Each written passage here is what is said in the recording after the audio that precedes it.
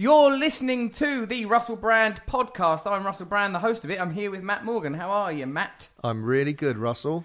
Podcasts are going well. We're back on the radio, aren't we? No, we're not back on the radio. Same thing. Same basic back thing. Back on the airwaves. We've had some airwaves. We're not actually. Waves. We're on the internet. Are there waves? There aren't. There's some nice comments from people off of the website. Looking at my strapping 6-year-old Zaki, who says, Beza Beza. I know how long you've been off the air as I was listening to the Radio 2 broadcast whilst in labour. Thought Entinox had made me hallucinate the whole thing till I saw the news a week later. Was gutted to have you leave my ear holes every week. Welcome back. So there's a person who was giving birth the last time we were on air. Giving birth. Is Entinox a give birth drug? That must be, mustn't it? Did your wife do some drugs while your son was born? Everything. It's not really... Can a man get involved and say, I don't want you having those drugs? Yeah. Well, we were trying to have a natural birth, and then once it starts, mate, you just got to put up with whatever. You need the drugs. You just got to go with it. You can't fight. And so in the end, you have what's the thing they put in your back? You have one of them. Epidural. How do you know that? That's just a word. It comes up, doesn't it? Epidural. You hear people say. Epidural and whatever the equivalent of morphine is. Well, there's no equivalent. Pethidine, I think it is. Oh, Pethidine. Yeah. Doesn't sound as much fun, does it? Why was she listening to the radio when she was giving birth? Why weren't some people listening to the radio while they were giving birth, more like? I remember when Nicola, who works with us, gave birth to her baby, Minnie, who, is 8 years old. I was furious that I did a welcome to the world message to your daughter. Did you hear it? She goes, no, because it was actually a difficult birth and it took place over 48 hours. And I went, well, don't have radios in. I mean, what's the problem? Selfish, really. Priorities. Uncommitted to the cause. Ashella says, have I been into a new reality and back through the interdimensional portal of this sublime trio, Russ, Matt and G? Love you guys. That's a comment, of course, because Mr. G, poet laureate of the show, is here, studiously writing in the corner of the room, every inch his own father, judging us. Yes. Have you turned into your own dad yet? Oh, yeah. Have you? Well, sort of a combination of my mum and my dad. Maybe my grandpa. Really a real mix-up. Well, he was a real sort of potterer. He had a shed and tools and stuff like that, and that's what I've You do potter, don't you? You go and do... What is it you do in there? At the moment, I'm building a little Lego table for my son. Of Lego? No. No. That sounds quite juvenile. That would be quite childish. No, like a wooden table that with you buy Lego baseboards, right? The big flat bits. Glue them to the table, and it's like a professional Lego world. Whole Lego table, mate. Didn't have that when I was a kid. No. Have you seen the Lego movie? Yeah, it's really good. Why is it so deep? I don't know. You told me to watch it, and I thought this would be rubbish, and it was brilliant. It's so deep. It's about all the different layers of reality. I wonder if by doing it as a kids' movie, you can get away with more stuff than you would do in a sort of adult movie. Because it's under the radar. Because it's quite...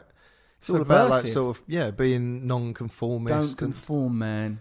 Don't conform. Why did you watch that? Did you go and watch it in the cinema? Nick told me to. Simon Amstel, the comedian, told me to.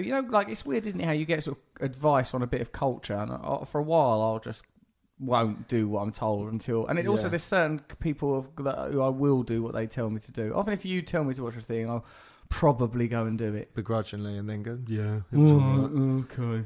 My God, G.O. says Day 3. Someone calls himself Day 3. That's a peculiar identity. I can't wait for the anthology of G's poetry. Please, please, please. I will listen to every word of the podcast just for the wonderful synthesis you bring to the end. Do you know what? It's emails like that sicken me. Now, G, I've always valued G as a poet, but if you start valuing G's poetry over me, then, well, that's it. I'll just tear it up, as you have just heard I have done. So you can email us if you want to at russellandmatt@audioboom.com or go to audioboom.com and record us a message. Some people did record us messages, but we weren't sure about them, were we? Guess what? Go on. We've got a sponsor. What do you mean? You've got to go into that already? Yeah. Because what do you mean? Well, this is funded by corporate sponsorship? No, Russell. Hold on a minute, mate. I'm against all that. You've seen me on the telly. Revolution against your own podcast.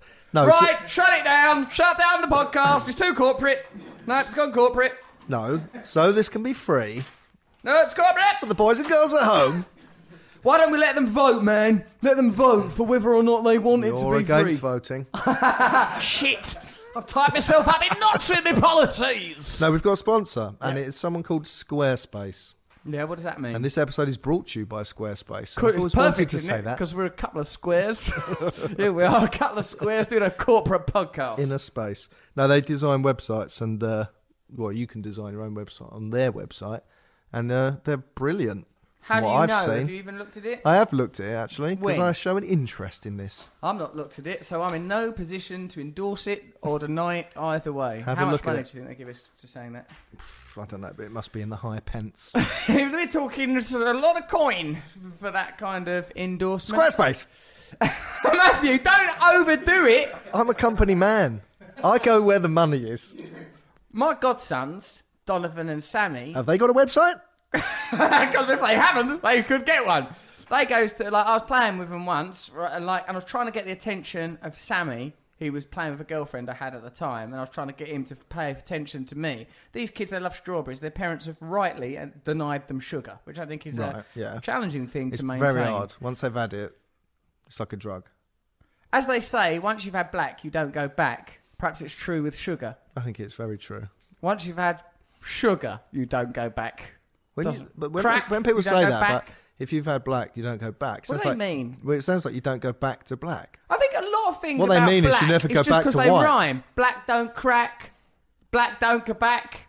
I mean, there's G. We've got a black poet here, and perhaps the whole thing in itself is just based on the easy rhyming scheme. the word that loosely describes the skin colour of people of African heritage can derive. That's black don't something to consider. Black people's skin ages much better than white people's. That's true. It does actually, because sometimes I'll see a black woman and astonishingly they're 50. And I know. Floella Benjamin's still hot, and I fancied her when I was 4.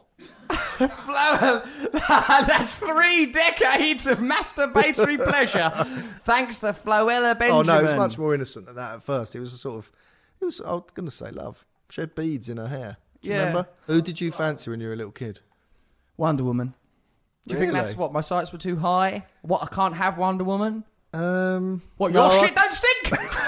I could see that, because she had those sort of high knickers. And she was literally wonderful, and she transformed. That's the thing I think I liked, that revelation. Matt, is there something inherently funny in the winky woo, the penis, because it has these two states, flaccid and erect? Is there something about that? What, you think he goes into a little He's got a double identity. He ain't putting up with that. I'm back, buddy, and this time I'm bloody serious. It's like Mum-Ra in Thundercats. Do you remember he was a little, turn this withered form into Mum-Ra, the ever-living? Maybe that's based on the penis. Was he a prevalent character, Mum-Ra, the ever-living? Yeah, everyone's nodding in this room. Let's have a look at him. You've got the internet there, Matthew, at your it's an audio podcast, so... Yeah, no, but There he is! He just ran past. I want to be able to envisage Mum-Ra. I want to be able to see him. And, because one of the problems with superheroes, e.g. Clark Kent, e.g. He-Man, is they're basically the same in both of their formats, aren't they? I mean, the fact that no one has discovered Bruce Wayne's identity... Ridiculous. I mean, that's ridiculous, isn't it? Let's have a look at Mum-Ra, the ever-living, a bandaged old crone. He's an idiot. Yeah, I know, but then... What was he like? That doesn't show me what he was like. That's before, and then that's him after. Oh my God, yeah, it's daunting. Afterwards, he's got less bandages on. Muscular and extremely powerful and a very impressive man. Busy week lot on, Matt. What have you been doing since the last podcast? We're back in the flow of things. What have you been doing? Working, parenting. Yeah. Making the Lego table. Oh, the Lego table. The ongoing Lego table. Pottering. Yep. Yeah. Hurt my back. Getting old. God, let's try not to sound so old while we're doing this. Let's sound vibrant and thrusting. I, for example, have an online media channel and a 19-year-old that works for me.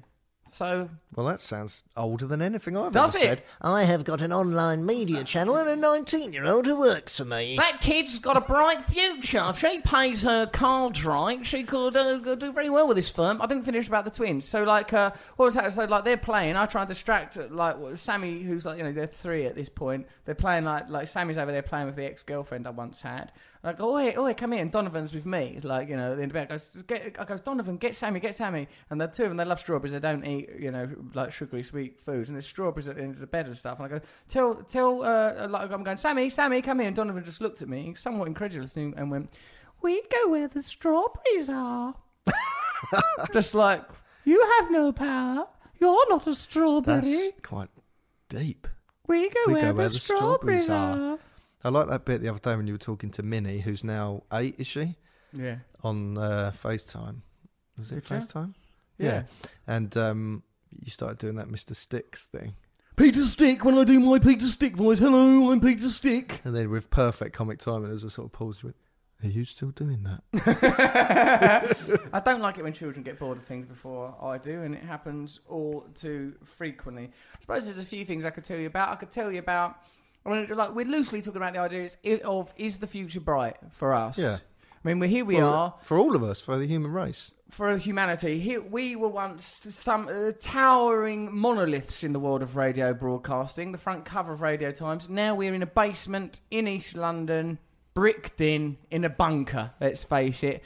About us, if you could see, our friends and colleagues slumped listlessly in chairs. Mr. G, once a man talked of as being perhaps a poet laureate, now it looks like he's barely able to keep a roof above his head. Nick Linnin, our manager there, just prostrate, never confident with that one. And then Gareth, of course, who you once said was, producing a TV show for MTV when he was at the age of 11, now reduced to filming me on his phone for the truths. I mean, what's become of us? No, it's become more raw and focused and more street level. Street. We're bloody raw and we're bloody street. Like I suppose it's this. And we've got a sponsor.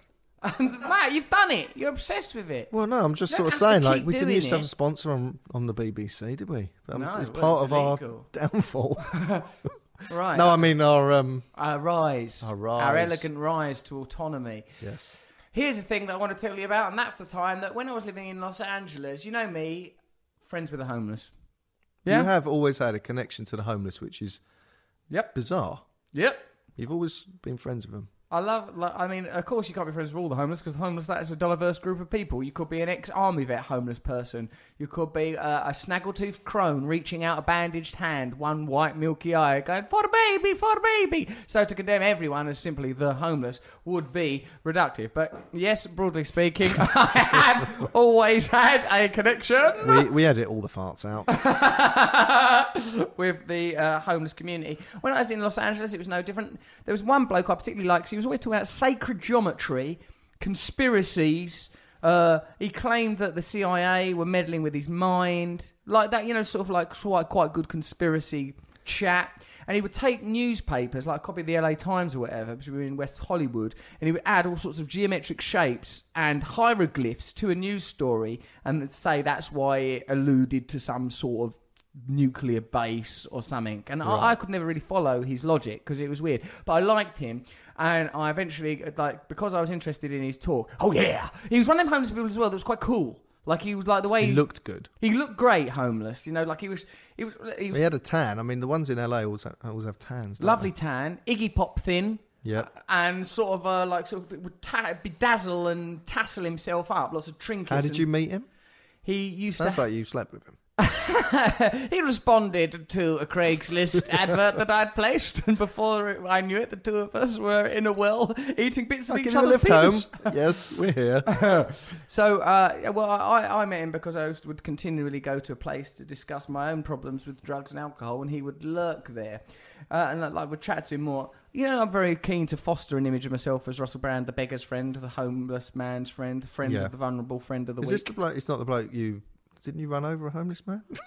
Well, he wasn't homeless. Oh. And I didn't run him over. Oh, that. No, but yes. I can see there's lawyers running around here. Yeah. There's legal issues too. The Victor Sneed. Oh no, I thought there was another. I knew Victor Sneed. That was one running over that we. Who else have I run over? I thought you ran over a homeless man. Shopping trolley man. Yes. Actually, no. I was helping him. What? I was helping him into a better life. Get off the streets and onto the pavement with a head injury. No, what happened there? Get off of those streets and onto my car, as Billy Ocean almost said. I was listening to that as I ran him down. What happened with him? Well, he'd spilled the contents of his trolley, mostly recycling, because you've spilled the contents of your trolley, and I enjoyed every second. Did you hit the trolley? No, the trolley had already been spilled. I pulled over, and I was dressed in blankets at the time because I was going through my Los Angeles dressed in blankets era. You had a blanket on today. It's still going on, yeah. Right. It's still happening. I've just moved to another city. the blankets the whole remain London thing the now. same. Crazy, but blankets work just as well, it seems. And I was helping the man pick up his stuff, let's face it, a Christ-like fashion. I'm draped in blankets. I'm picking up tin cans out of the road, putting them in a trolley. And then there's some paparazzi photographed that happening and then blamed me for running him over. That's honestly, a classic re-narrativization of a story. Russ terrible. Helps. They reposition me as a hoodlum. Well, it was a similar type of activity that led me to become friends with Chris. Chris and his knowledge of sacred geometry. Chris and his talk of CIA. Chris and his I'm being bugged type stuff.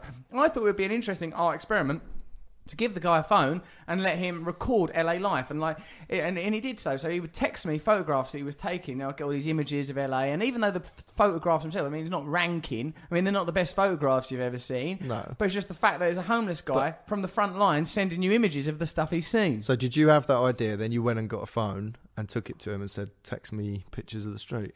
That's art. That's what I thought it was. I thought I'm doing art here, and that is what you said is what I've done. I thought I'm an artist doing this. Right. He sent me photos, and they were sometimes they weren't that great. The quality. Come on, Chris. Chris, come on! You're shooting into the light. What's the lens flare, man? Come on! Why don't you use a bit of black and white, a bit of class? Why don't you get one of these other bums to dress up in the nutty? Could he use it as a phone to phone you? Text sometimes. I've made it very clear I wouldn't answer the phone. I don't like to be interrupted when I was up in the hills at Rusty Boots Towers. That's my time. That's my time, Chris. That's sacred. That's sacrosanct, I would say to him. Hey, Russ, how's it going, man? Is that how he talked? Yeah. Oh, he's one of those. I'm on the edge. I have seen. And he would talk very apocalyptically. Like, the skies were bruised and the crows are a-coming and I feel it in my veins. Crikey. What's wrong with that? I don't know. Well, just text in future, Chris. It's difficult for me to get to sleep after that, I'm afraid. So I was thinking, this guy's an artist, and I'm an artist by proxy, by empowering this artist. I'm a curator of the streets. I am turning poverty into art. I am an alchemist. I am Ozymandias, king of kings. I am Icarus, flying too close to the sun with waxy feathers.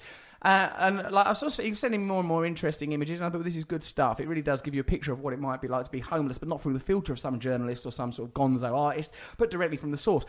I was friends with street artist Shepard Fairey, who I'm always bothering to do different things for me. Right, he's done wedding invitations, book covers, all sorts of stuff. Shepard Fairey, everything, business cards for a business we used to have in Los Angeles. You just use him as your personal illustrator. Your own personal strain. Yeah, there's too many syllables in the last word, really. Well, don't beat yourself up. Okay, fair enough. So, I goes to him, Shepard. Shepard had a gallery. Is that his real name, Shepard Fairey? Actually, I recently found out he's Frank Shepard Fairey. What, so his middle name's Shepard? Mm. And his real last name is Fairey? What's wrong with that? Well, I don't... Because there's things that are out of fairy stories. Fairies, obviously, and Shepherds frequently. Yeah. But no, I just meant, is that his real name? But it is his real name, yeah. Yeah. Right, okay. Move on. Cleared that up? Happy now, are you? You're worse than the CIA. I thought he might just made up a name. Like, he's got a normal name like John Smith, and he's gone, because Shepard Fairey sounds a bit like, hang on. Just sounds like two mad words put together. Well, all words are a bit, aren't they? A bit. Anyway, he's got a gallery. All right. And I phoned him out, and I was like, yeah, this is amazing, this art project that I've created. What I'll do is I'll get Shepard Fairey to put on an exhibition of homeless art. And Shepard Fairey is such a lovely man and so willing to help. I asked him... Oh, Christ, it's Russell again. Here we go. Shepard, it's me, it's Russ. I've got another great idea. Another one? Yes, another one, Shepard. This time it's this. I goes, why don't we put on an exhibition of this homeless guy? And I really explained it quite sincerely and quite earnestly. This guy, he's a poet of the streets, man. He's using... it's your street art, Shepard, but imagine this kind of street art. It would be interesting, wouldn't it? He goes, sure, man. Yeah, sure. And he was really sort of up for it. And I literally, when I put the phone down to Shepard, there's some new photos that come through from homeless Chris of his own cock and balls. He's pulled, and not even very nice ones, he's pulled his pants to the side. I remember the picture. He's pulled the gusset to one side, and there's sort of like a helmet. And there was one where he was wearing some sort of really sort of rickety bondage gear. That's what I saw, that one. Mm. He pulled his knob through a little hole in the bondage gear. and it was sort of writing on him. Yeah, the writing, that was a constant. He was always writing on himself. Right. That was part of the way he expressed himself. Chris? When I next saw... I didn't respond because you're never supposed to respond when anyone sends you something you don't want. That's just a standard rule. What's that from? I think, well, I heard someone say it once. In what context? Private. No, I heard a police officer says, like, that if you're being stalked, never respond to the stalker. Now, Did you give them oxygen? That is the oxygen they require for stalking. They'll misinterpret. Right. Even if you're going, look, F off, they go, no, him telling me to F off. We always do that. Right. And now what I've done is I've extrapolated that information that was for a very specific context, a police officer talking about stalking, to just anyone I don't want to talk to no more. Yeah. I just cut off communication. That's my technique. So, like, in a way, that story, does that point to a bright future? Or not? I mean, it's a shame when things like that happen, isn't it? Well, is it a shame? Because maybe that's just a continuation of the art. Maybe he got really comfortable and was like, well, I can take this to the next level. Dick shots. There was nothing he ever said to me that indicated that down the line he was showing me a picture of his bonded penis. What, saying to you, oh, the Armageddon in the sky, the crows! When the crows are coming. If that man sent me a picture of his knob, I wouldn't go, what? That sensible chap who lives on the street and talks about crows? He sent me a picture of his knob. Chris, are you okay? Have you been drinking? Because I very much enjoyed the Revelation-style apocalyptic prophecies. But this branching out into knob shot, you've really let yourself down. Whatever next, the bull bag, the perineum. Now talk to me more about these 4 horsemen. Right, so you think it was always on the card? Yeah, I would have thought it was going to go that way. But so if people want to see those pictures, they can, can't they? Yep, they can put them. Shall I put them on the website? I think so. Or is that against his privacy? We'll pixelate the Winky Woo. Yeah? We'll pixelate his Willie, yeah. Let's go. That's respected his privacy. And we have never said his surname. We've never said that. He probably doesn't know it. We've never said it. Now, Matt, an ongoing theme of my life is me. No, an ongoing theme of my life is me saying things about robots and whether or not they're bad for us, isn't it? Yes. Why are you laughing? Because it's a brilliant segue. If it's a segue is in itself a futuristic development because it's a new design thing for standing up on wheels. So there's a segue about segways. My God. Yeah? We're through the looking glass now, kids. This is it. This is interdimensional podcasting from the future. Yeah, no, we were talking about bright futures, weren't we, last time? And well, you said it in this voice. Bright future. And there it was. Yeah, well, I croaked it out, and it was seen by some as a harbinger of doom. Well, some people will see it as a harbinger, yeah.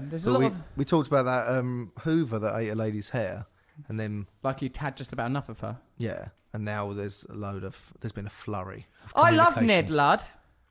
Is there Ned Ludd? As in Luddite. Is there Ned Ludd stuff here? Sonny Jim, it's a test. Good boy, Dan. I don't want it anymore. It was just a test. You know how I like to put people through tests? Do I, Matt? Yes, we all know, darling. These knickers are very tight. But aren't you loyal? And our friendship is as tight as that gusset. You and I snug, close pals. Back together again. Ned Ludd.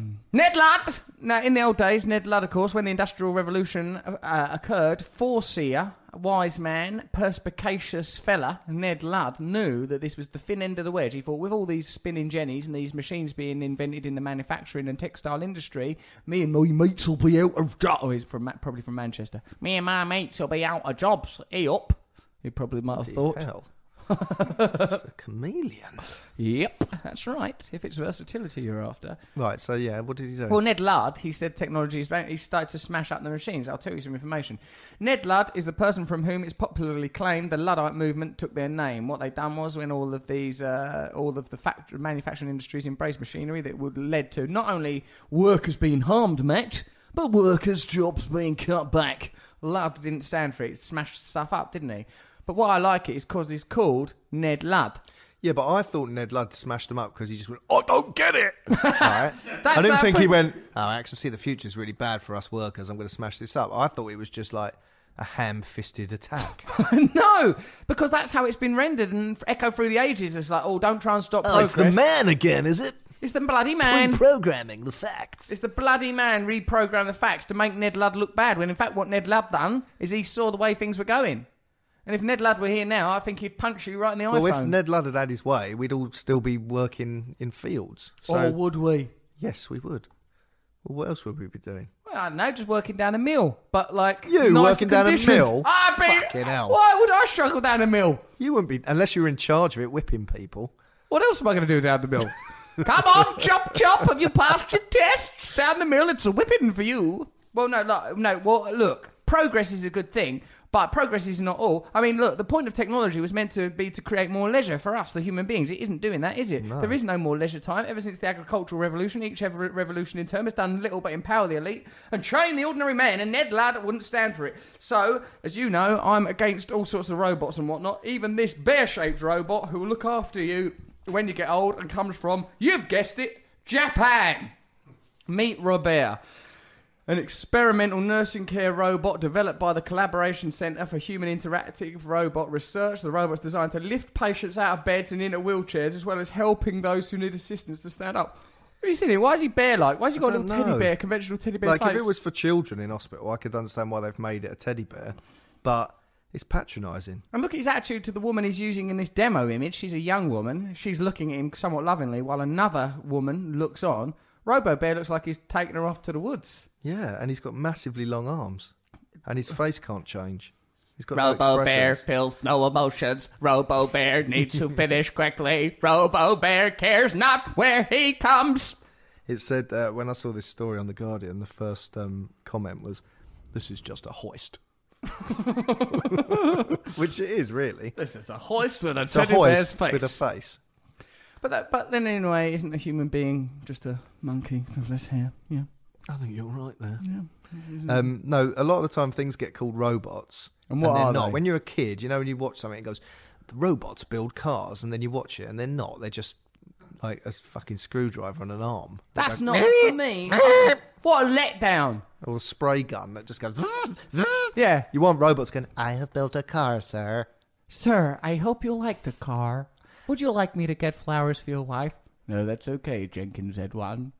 Get out of my office. they're not robots, are they? They're machines. They're pointless crap. Tomorrow's World was full of lies. Tomorrow's World, a programme that was on telly when we were kids. What a lot of claptrap. None of that's come true. Where nothing's happened, has it?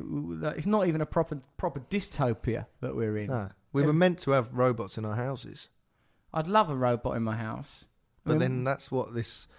There's a lot of stuff at the moment. I think Hawkins piped up. Elon Musk. They've all said, in the future, we'll have a war with robots. Is it true, Matthew, that Stephen Hawkins, Professor Stephen Hawkins, remains to this day your celebrity crush?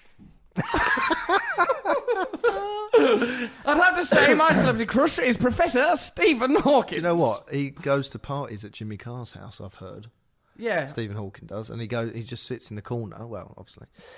He doesn't dance. He's like... Put him in the... Well, he comes... This sounds awful. He comes... He doesn't come in, does he? That sounds bad. But someone puts him in the corner. He's got to come in. Yeah, but he doesn't come in on his own. I don't know. I don't know what happened. I think... He apparently has got one cheek muscle left that is usable. So that everything he does is operate by that. So I don't think he comes in and, you know... Be very late for the party if he did. But he sits in the corner. And so he's aware of everything going around. Why is it the corner? All right, the middle of the room. More with like fucking it. tinsel all No one over put him. Stephen in the Top corner. off. I don't know. But this is the mad thing. Yeah. He does shots. I suppose why not? I mean, what difference? I suppose you'd still feel drunk in the same way, wouldn't you? But we might be on the periphery of blundering because we're thinking of Stephen Hawking. Because Stephen Hawking might suddenly become the representative of disabled people, and then suddenly we've made a mistake. Oh, what? Only Hawkins Gate. How does this sound? Hawkins Gate podcast, brand podcast offends disabled people, and I have to go. Oh no, I've been campaigning for the disabled community. I'm very sorry for my ignorance and what I've done. I don't think we've offended him. We're not there yet. We're not yet. Not yet. We're let's say we're on a pathway to offence. I think listen back to this and pretend we're different people. Who am I? I want to be Gabrielle. I'm an Argentinian transsexual. I'm going to be Chakademus and Pliers. Ah, Chakademus. We're listening together. This is Chakademus and Pliers and Gabrielle, a transgender professional in Buenos Aires. Yeah, talking to transgender people, right? Yep. And we were. That one who looks a bit like you. Oh, yeah. What's her name? Conchita Wurst. Yep. Right? Her best friend is called Matt Morgan. That's weird, because Conchita Wurst looks exactly like me. And her friend Matt Morgan doesn't look amazingly dissimilar to me. Do you think that's a parallel universe version of us?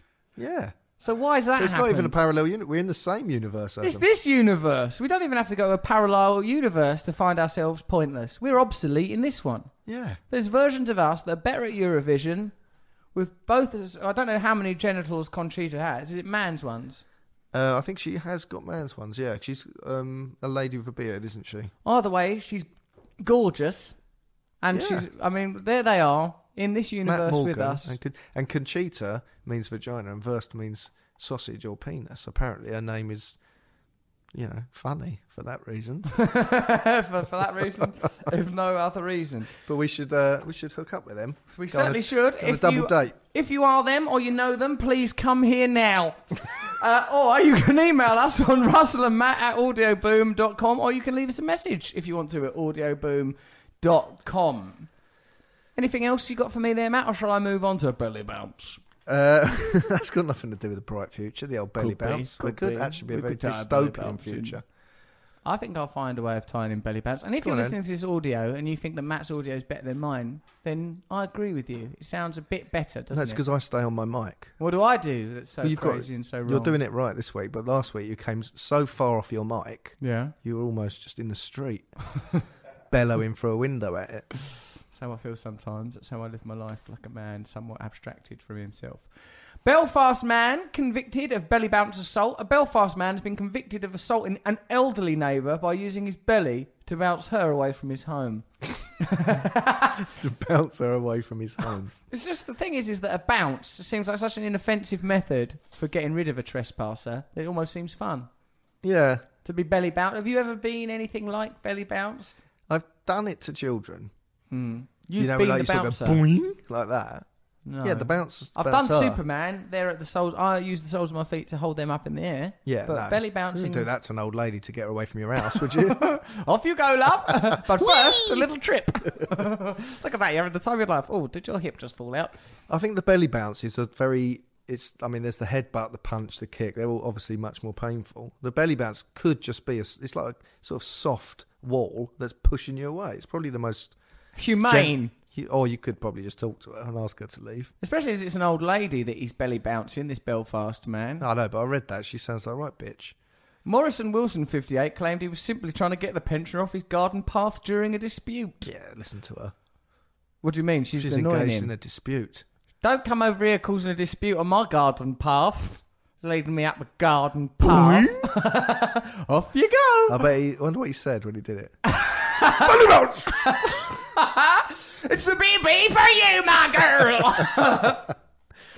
I'm gonna ball a bed shit at anybody. I was joking when I called her a bitch. I'm sorry, she's probably nice. Do you feel bad about it now? I do, actually. I wonder how Square Meal, or whatever they're called, our sponsors, feel about being endorsed by a man who calls an elderly lady a bitch. And a man who took the mickey out of Hawking, one of our finest minds. How does Square Meal feel about being endorsed by a homophobe, a racist, and a bigot here on a podcast? Squarespace. That's the shittest advert I've ever heard for anything. What? Just someone muttering it into a letterbox. What's that going to do? They should change their name. name. Out of business by this time next week. We should set up a website design company called Belly Bounce, because that sort of sounds like it would exist. Join Belly Bounce. We'll bounce you right into the future. Don't go to Squarespace. Go to Belly Bounce. We're gonna belly bounce you right into the future with my varicose vein stretch mark covered belly. I think we're going to need a different sponsor every week. Of course we are. They're never coming back, are they? Old Square Meal.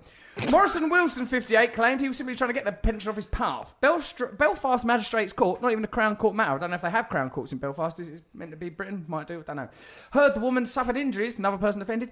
Heard the woman suffered injuries when she fell during it. He belly bounced her right to the ground. No. Wilson was found guilty of common assault. When it's nothing of the sort, really, is it? I mean, how often are you belly bounced? Common assault's not. That's things like spitting. I think you can have verbal assault. Can you? You verbally assaulted me there, sir. Well, you're lucky I didn't fucking belly bounce you. It's not like grievous bodily harm or anything. Yeah. But I mean, if he'd kept doing it. Wilson was found guilty of common assault, claimed the victim had been aggressive and was sticking her nose in. Well, nothing specific. Just sticking her nose in. Oh, okay. What are you doing in there? Oh, I don't like the way you attended to those nasturtiums, sir. Belly bounce! Amateur! I'll see you in a week. And still. Bye. I hope that the gate was spring-loaded, because otherwise she won't belly bounce right through the gate. She could ricochet straight back into a belly bounce conundrum and be vortexing about between the gate and the belly forever. Like a really crap computer game. Doing, doing, doing. doing, you silly sausage. As he spoke to a motorist, he said she'd been sticking her nose in as he spoke to a motorist outside his home. A motorist? that's just a person in a car. Who are you? Stop this machine. What a fine machine! An iron horse. And yet, where are the steeds that lead your carriage, sir? And no manure is lain bestrewn upon the carriageway. What do you call this? A motor, sir? Excuse me. Boom! I'm very curious about this magical machine. I saw it first. Boom! Backseat's mine. Back to my motor. Stop sticking your nose in. I want to be belly bounced. Ever since I think it might feel quite nice. Do you remember Big might... Daddy and Giant Haystacks? I loved Daddy and I loved Haystacks. I love them on ITV. It's Saturday. You're confused by why you're at your dad's now, but the wrestling's on. Yeah. So that'll provide some comfort. I'd like to be belly bounced between Big Daddy and Haystacks in perpetuity. Yeah. They're both dead now, so... Don't matter. Dig them up! Drag their skeletons out of the cold earth. No, they've got families who are surviving. I'd like to take this opportunity to apologise so hard for what I've done. That was outers. That's outers, and it's got to be stopped. He told Belfast magistrate as he spoke to a motorist. Who identifies as a motorist? That's just such a functional part of your life, going from A to B. If you appear in a news story as someone who's just on the peripheries, yeah, as you're a not sort important. Of passerby or a motorist, that's not how you define yourself, right?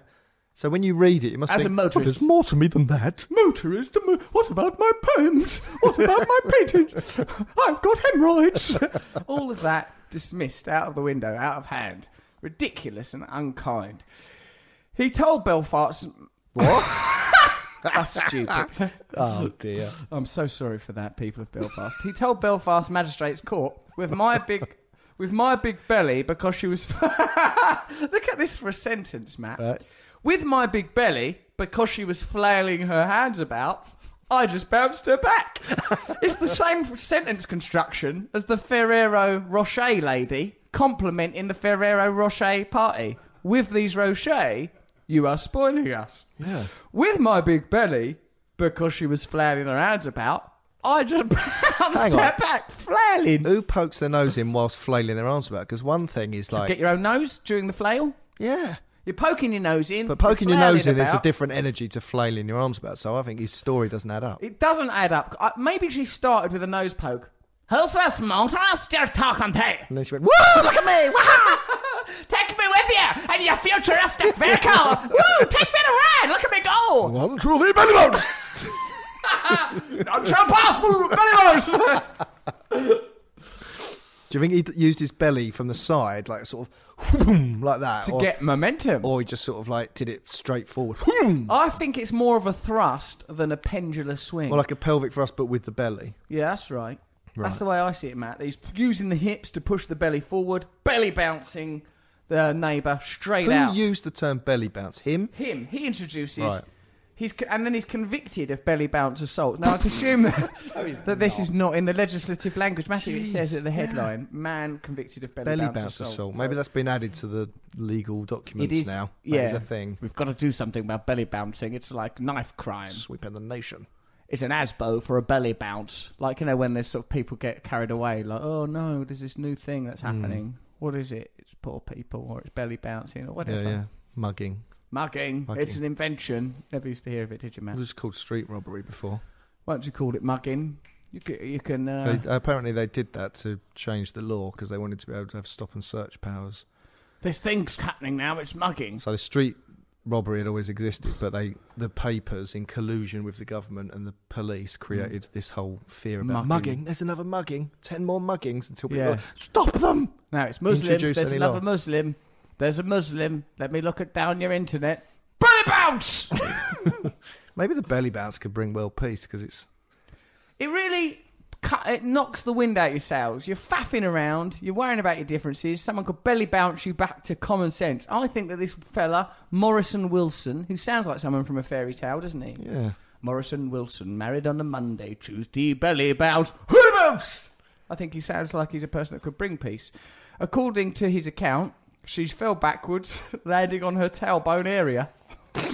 It's like she's got an area of tailbones in her garden, like next to her cauliflowers. My tailbone collection. He also claimed fertiliser was thrown at him after the fall. I mean, where's this at? It's like the Beano. Yeah. Too much craziness happening. Then some softies came by.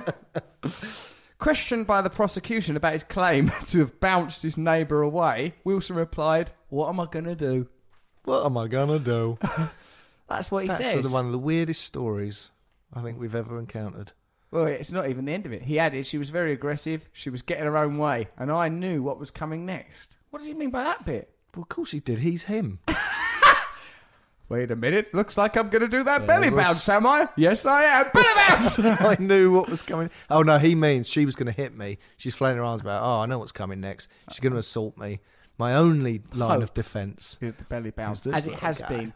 I think he thinks of his own belly like Kit in Knight Rider. Like he sees his own belly as his sort of robot sidekick. Yeah. His own sort of gastric pal. His own fleshy butler. Yeah. I keep saying things like this. I know, but keep going because it's impressive.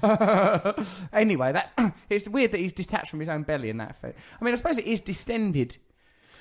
Well, the belly bounce is an exclusive weapon because you've got to be fat enough to have a big belly to do it.